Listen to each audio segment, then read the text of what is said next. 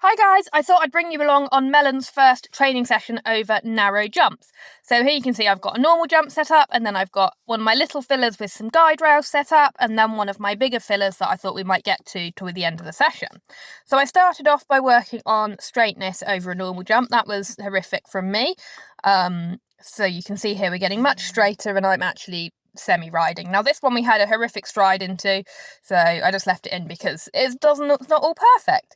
But, you know, we are getting nice and straight, and then I started jumping on an angle just to really work on accuracy. So a different angle here so you can see exactly how acute that angle was. So now I came in trot to the little one.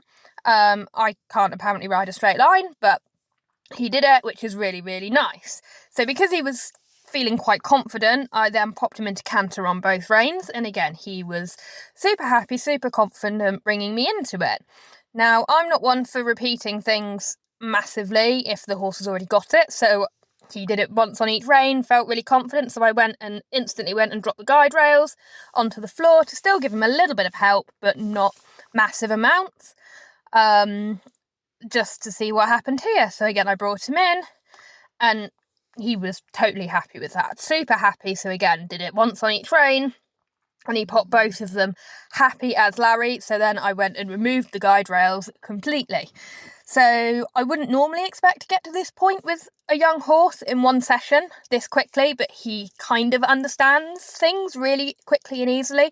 And I'm not one to, keep doing things because I feel like they should need more help when they clearly don't. So again, I take the poles away, and we're now coming at it with absolutely no poles at all, and as you can see, absolutely no bother whatsoever off either rein.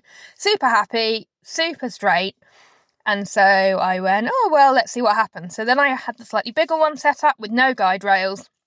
First time through, he was a bit like, oh, we turned, but he still went and locked on and did it. So super pleased.